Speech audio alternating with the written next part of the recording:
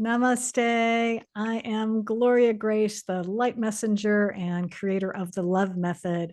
And women entrepreneurs hire me to clear the inner blocks, keeping you stuck so you can create the life you want to live now and put yourself first for a change, also, because that's so important. We have to do that.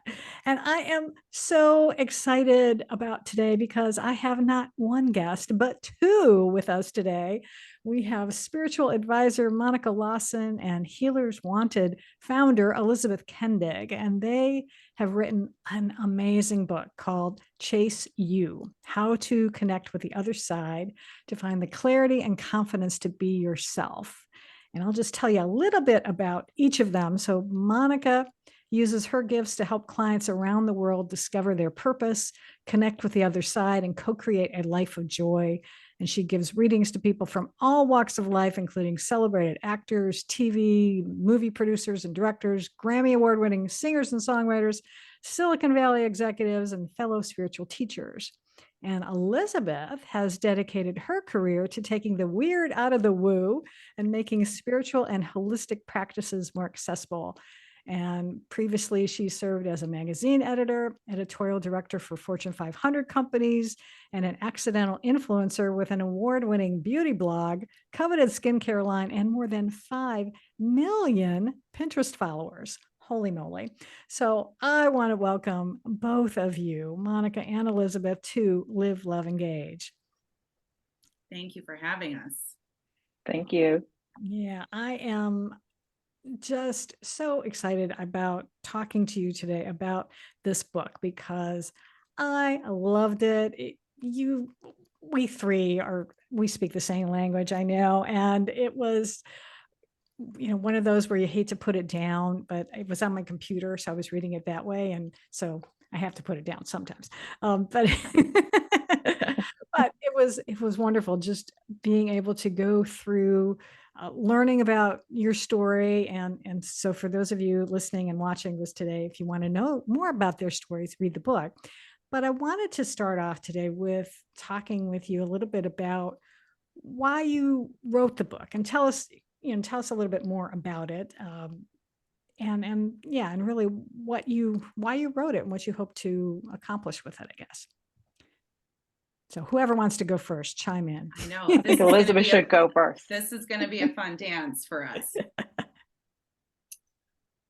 Well, you're the perfect person to ask that question, Gloria. We are all on the same page about knowing the power of people embracing who they are, discovering their mission, living more authentic lives. And our way into that is with support and in conversation with the other side. So for me, I've tried every healing modality under the sun. I've done years of therapy, and what really clicked was understanding that I have this team on the other side. You can read about your team in the book. They are multifaceted, and they are here to support us on that journey. And that has given me so much peace and freedom and trust in myself, and knowing that there is this whole cheering squad out there who only wants me to be aligned and live a life of more joy. So that's why I wrote it. Monica, do you want to add anything? Probably the way we were told to write the book. It was really interesting. Yes. Yeah. So I had been doing this work for many, many years, and I kept hearing, write a book, write a book, write a book. And I'm like, I have no idea how to write a book or where to start or what to do. And my husband thankfully reminded me and said, hello, practice what you preach. And so that night I had asked the other side, okay, you want me to write a book? Send me the person. Send me the person. And not only send me the person, but it has to be joyous. It has to be effortless.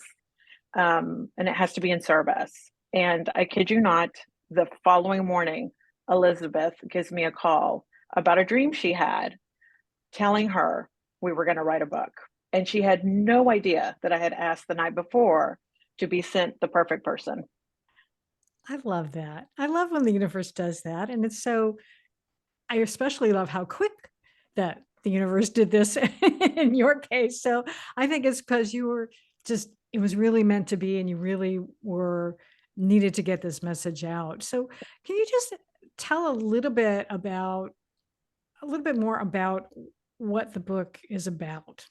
Yeah, about what the book is about. Yeah. So that people can get a sense of why they need to read it. Do you want me to, Elizabeth? Yes. Yeah. Okay. Okay.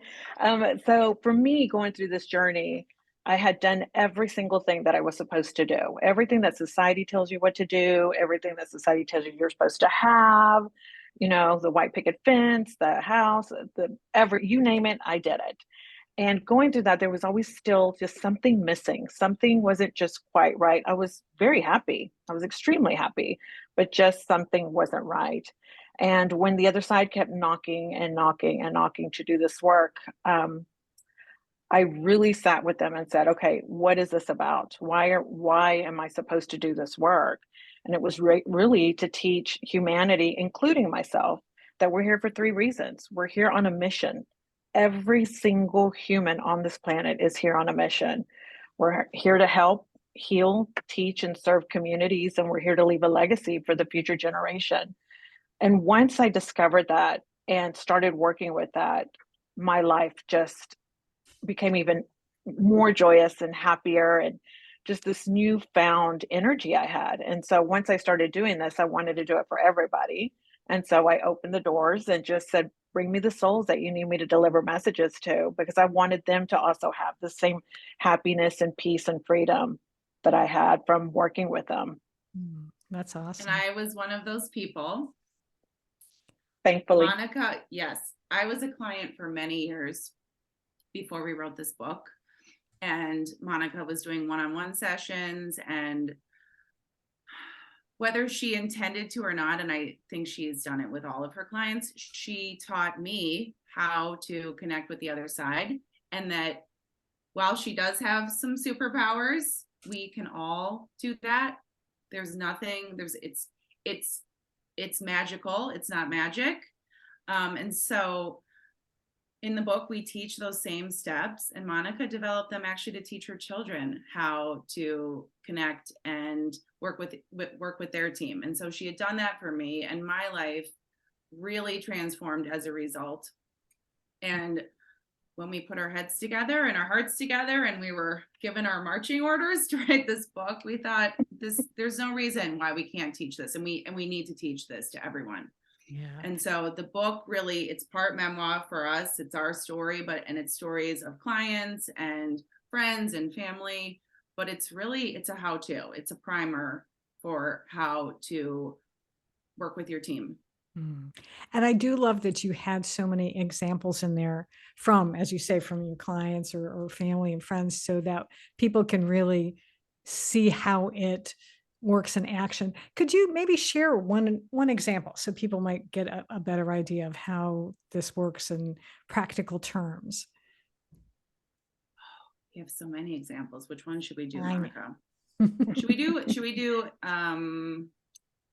well, I just hosted a book club for some women who read the book, and there's early in the book, we teach you about the other side, who is on your team, how to give them permission to work with you, and how to meet them for the first time. And that's really a validating step for people to trust that they exist. So I won't give all of this away. But the next step, so they had all met their team, they had gotten their signs, they knew that they existed, and they were looking for examples of, okay, what are we going to do next? Like, what kinds of questions? How do we tap them for guidance? And we like people to start small, something that's really emotionally charged, or a big, juicy question like, should I quit my job? Where should I move to? Should I go on another date? Those can be a little more loaded. So I had one woman on the call who was really nervous about going on a trip, and she was nervous to leave her dog for the first time. And she had a bunch of different boarders lined up. And I get this, Monica and I are both like dog people and pet people. And I said, why don't you ask the other side to send you a sign on who the best caregiver is for your dog.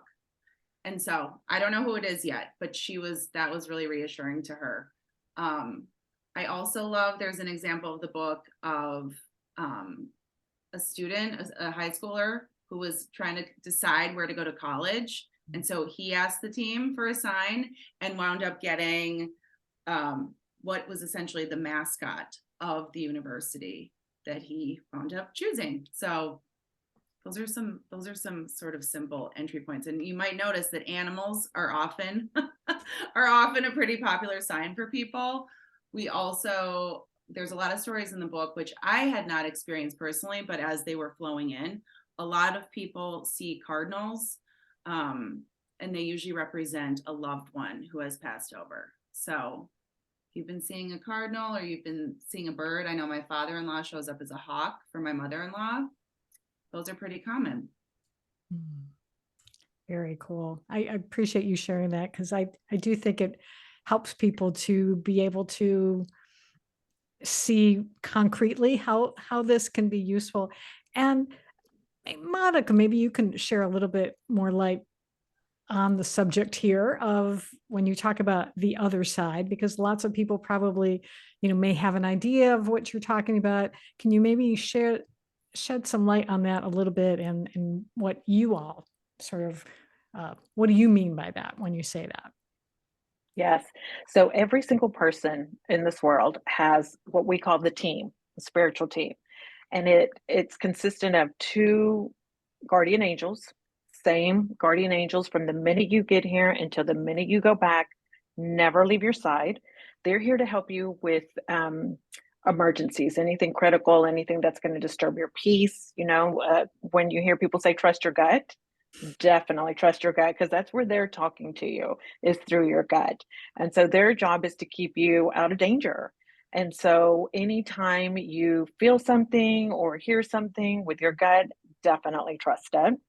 You also have a group that's called spirit guides. These are also angels. They've walked the earth, and they're here to help you with anything physical. So that could be what house to buy, what car to buy, where to go to school, a pet sitter, you name it, they're here to help you with that. And you also have what are called ascended masters, which are teachers that have walked the earth, that are here to teach you your particular way of being.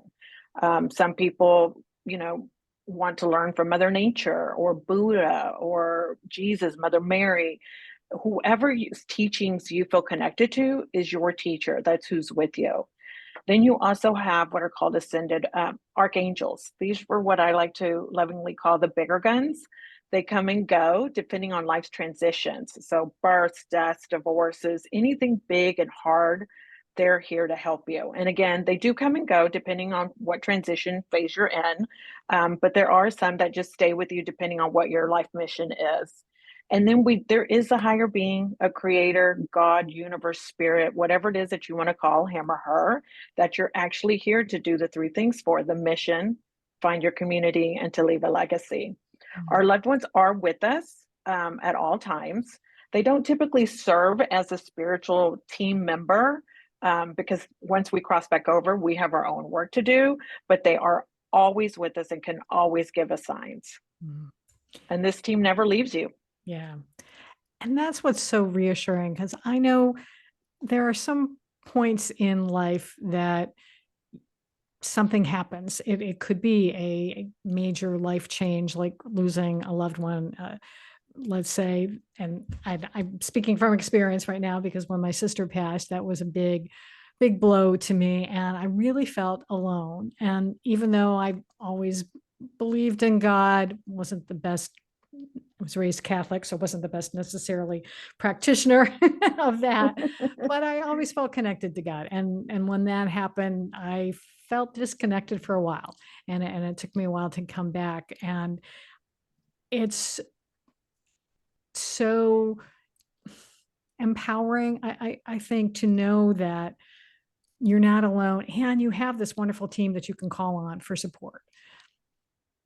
And sometimes I feel also that, and maybe you can talk to this too, is that sometimes I think people are just like, oh, I'm praying and I'm not getting the answer that I seek. And at the same time, there may be somebody trying to contact you. Maybe there's a coach or somebody is out there wanting to offer help, but you're not paying attention to them because you're looking for some other big sign. So can you talk about that, that Mhm. sometimes, it's not necessarily you're getting intuition, but sometimes it is actually help in the form of a person. Well, Monica has Absolutely. taught me, she's going to have more to say about this. Don't attach. Don't attach to what the help or the sign looks like. Isn't there some sort of like parable out there about like I asked the man like on the roof in the middle of a storm and I asked you to save me, God, and like someone shows up in a boat, someone shows up like in a helicopter, and he's just like ignores it and does not like that's not, it was right there in front of him. So yeah, what else can we say about this? Because I think we get this question a lot. Like I missed the sign, or I'm not, God's not listening, the team isn't listening. And that's often because we expect it to show up in a certain way, or we've asked for something really specific, but the help is going to come in a different form. And also, we don't always get what we want. It might, what we want is not necessarily the best thing for us or our highest good. Right. So do you have any examples of that, Monica? I feel like you probably do. I do. I have a great Yeah. one. So I had Yeah. a client that came in and she was in financial hardship, going through financial hardship. And so she, came to me. I gave her the reading. I said, work with your team. This is how you're going to do it. And so a couple months go by. She comes back and she sees me and she says, it didn't work. And I said, what do you mean it didn't work? Everybody that typically, comes back always says it works. I said, let's go through this. Let's talk me through it. She said, well, I was asking for, I think it was like $150 to come in. She said, but all that happened was my niece called and said that she won a fuel gift card for $50. She said, and then my boyfriend decided to buy me groceries. And then, and so it all came in, but it just wasn't $150 check as she was expecting it to come in. So back to Elizabeth's point, we expect it to look a particular way. And so we're so tight on that we don't really see the miracles that are coming in. So I think the number one lesson is don't set any expectations on how it's going to be delivered. Absolutely. Yeah. And just another hot tip that Monica's given me. Sorry to cut you off, Gloria. Oh, that's okay. I'm out of practice on the podcasting. This or something better. This is what I need. Yes. Right. Yes. I want this job, or I want, I don't even, this house. I know real estate is always a hot topic for people. We get really attached to the house. Please send me this or something better. Mm-hmm. And then you let it go, which That's is right. of course the hardest thing to do. And have faith and patience and all those things. So yeah, absolutely. I want to ask you more, not exactly logistical, but well, maybe it is a logistical question. In deciding to write a book together, what were either some of the best parts about doing that and maybe some of the challenges involved in doing that? Well, as an editor and a writer by trade, one of the best parts is that I have the expert.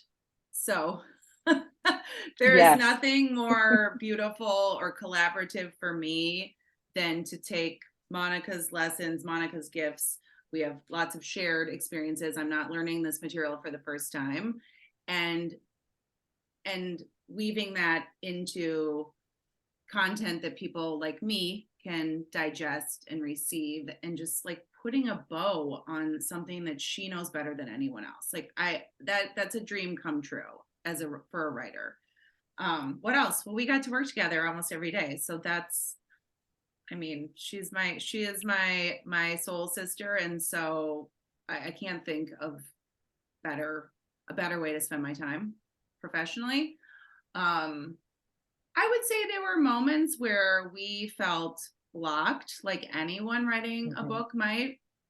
And I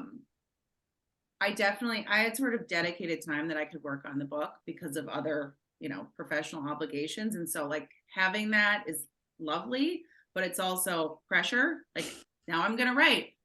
Now I'm going to open up my laptop and it's just going to flow out of me.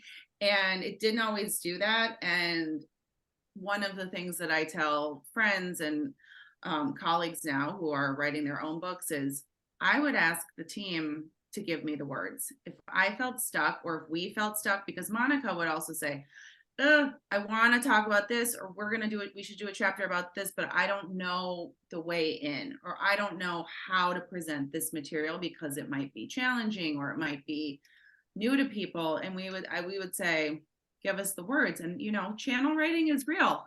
And we definitely did it with this book. We really did. I mean, I couldn't tell you which chapters now, but there were times where I would look up and say, where did this come from? Oh, I know that so much so well because I would do that too. When I was writing my book, I'm like, okay, God, what do you want me to say? It's like, you're the one who gave me this idea. Now help me write it, please. Yep. You better help. Yeah. What's a commonly held belief about, let's say, you know, getting help from the other side, or just maybe a commonly held belief about anything regarding this? I think maybe that you disagree with, that maybe people have an idea about, you know, when we were talking before about, you know, that it has to be done a certain way. Is there anything else that you found that maybe people have an idea of what, you know, spiritual guidance, let's call it that, is supposed to look like, and that you are like, nah, that's not it? I think for me, working with the clients, I've realized that so many people were thinking that we're being judged and we're being, you know, shamed if we're doing it a particular way. And when, of course, I had the same questions before I stepped up to do this work, you know, because I was always nervous about doing it. And the most beautiful thing came through was that there's many ways. It's not just one way. And the quicker people can see that, the better they are in receiving the guidance and working with the other side. I like that. Yeah. I mean, we tell people in the book, you can't mess this up. You can't do this wrong, because the universe is kind and loving. And I will say, because we've brought it up already on the show, that as a recovering Catholic, I came from the mindset of I'm being punished if something isn't going well in my life, or I'm not, if I don't work harder, if I don't act a certain way, if I don't check all of these boxes, I'm not going to have all of the things I want in life. I mean, I'm not going to anyway, but that there was some sort of ramification.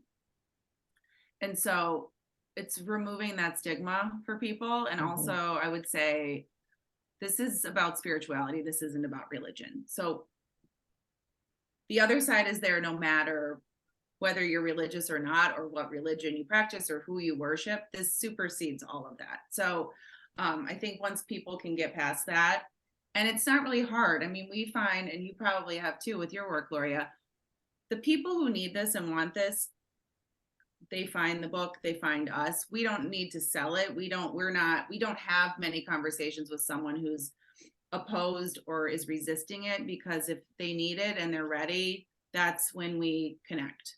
So it's meant to be a gift for people and they find it when they're ready and when they need it. And if it's not for you, it's not for you. And that's okay, because maybe you're super happy and content and you're living your purpose and you don't need this exchange with the other side. But guess what? They're there whenever you want to tap into that, and they're always helping you, whether you realize it or not. Oh yeah, definitely. Yeah. Definitely. I like that. What are you curious about right now? Either one of you want to chime in?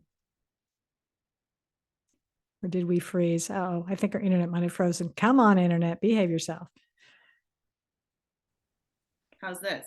There we go. Okay, now we're back. It's interesting. When we first scheduled this podcast, I lost power because of the flooding. Now it is a downpour today. And Monica just flew home with the fear that a pipe had burst because of rain in Texas. So we've been actually curious about what is all this flooding? What is all this weather stuff, which we know everyone is experiencing, on a global level. So I would say we're in sort of like surrender mode right now on our lives, our work. I mean, the book is out, and now sort of like, how is that going to unfold? That makes sense? Yeah, It's absolutely. interesting to put your baby out into the world and then sort of wonder, okay, how, now what? Now what? Exactly. Do you think that you two would ever collaborate again on another book? Take it away, Monica. We've already been instructed. Yes. We have. The sequel is ready. Very It's not good. ready yet. It's not written. Not ready. I mean, it's idea? downloaded. We're just going to start work. Yeah, so we'll start working on it. It's in the vortex. Yeah, It's there. Yeah. So I'm looking forward to, and I know Monica is too, what readers are still curious about. This was Chase You was meant to be very much, like I said, a primer. This is the foundation. So how we build on that and how we can, and support people with the next one is sort of what is unfolding. What do you have you maybe pondered this at all a little bit, and to think like what do you think could be the next step that people would want to take? I'm curious. Monica, what do you think? Well, I'll answer it. I don't know why I'm kicking it back to you. I got nervous. I mean, I think building on how to chase you when XYZ. It's sort of, Gloria, back to your introduction. When we get blocked, when we have these times in our lives that are sort of riddled with fear or paralysis, or, well, we touch on it in the book that we are often driven by societal expectations and upbringings and the logistics of life. How can I do this if I'm not going to make any money? What am I going to do if my family doesn't believe in this or agree with my choices? It's probably digging into that more. And the world needs this more than ever. I mean, people are in transition so much, and we are so destabilized that I think everyone's getting ready to do more chasing of the right things. Yeah. Well, that sounds good, and I look forward to it. So Okay. definitely let me know when you're finally finished writing and you're getting ready to publish it, because I definitely want to be in the loop for that. I would Well, and you let us know, and your listeners let us know, like, what else are they curious about? Like, what are the questions that are lingering after you go through the first book? That's true. Okay. Might have to go back and reread it and refresh my memory and figure it out, and I'll let you know. Is there anything else that I didn't ask you about with regards to this subject that I should have, or anything else you want to let people know about that's would help them? I love that question. I think, and I'm sort of kicking this back to Monica, but this idea that we are all here to support each other, that humanity cannot heal until we start trusting that when we are ourselves, when we are living our mission, our purpose, there's always enough to go around. And that's the way that we're going to heal as a collective. People are really stressed out right now. People are worried about themselves financially. We're divided in so many ways. We were just talking about the weather. I mean, we all know there's been a lot of tragedy in that department too. And when we're under duress, everyone sort of closes in and worries about themselves. And like, I have to take care of me, I have to take care of my family, and that's understandable. That's our instinct as Homo sapiens, or humans. There's my science going out the window here. But that when we let go and when we trust this process and we trust that we're here to serve and support each other, that's going to be essential. Did I get that right, That's so true. Monica? I Okay. loved it. And I love that you used healing quite a bit, because what popped Mhm. in for me is to let everybody know that we all could benefit from healing. Every single person in this world, I would definitely encourage them to take a look at how they can heal whatever it is that they need to heal, because it will make a big difference in their life and then have the ripple effect into the world as well. So you're absolutely correct, Elizabeth. Healing. Sometimes I'm still the student. We all are. And as you were speaking, I was just thinking that perhaps that is maybe a question that I have that could be answered in another book is how do we expand this on more of a global scale to really be able to impact more of the world and have them yeah, I mean, to heal our planet, even starting right from there. It's like, can we get some help on that front, especially when there's, so many people are not necessarily doing the best things that they can to take care of it. So food for thought. Yes, Love that it. is that is 100% the direction we want to head with that. So thank you for being the messenger, Gloria. My pleasure. So before we close out today, I know that there are people who have been listening to this, and I'm sure they're curious and they want to know more about each one of you. They also want to be able to get the book. Where is the best place for people to be able to go to connect with you? Yes, chaseu.org is our website, and there's more about us there. Our Instagram is chaseu crew. So we like to think of ourselves as a community, and there's links in both of those places to purchase the book. We are in the usual suspects like Amazon and Barnes and Noble and some indie shops. So fairly accessible, and we do have an audiobook that came out this year as well. Very good. Excellent. Yeah. Well, cool. Well, thank you both so much for being here. I really do appreciate it. It's been a delight, which I knew it would be. And I am excited for what's coming next down the pike here. And I know, it may be a while, and maybe you can ask the other side to help you work fast and, fast, let it be fast and easy and let it flow. That's right. You nailed it. Thank you so much, Gloria. Oh, thank Thank you. you. And I just want to also thank all of you for watching and for listening and just making my day every day, because I enjoy doing this podcast so much. And encourage you to share it with a friend. Make sure you're subscribed if you're not already. And until next time, I just encourage you to go out and live fully, love deeply, and engage authentically.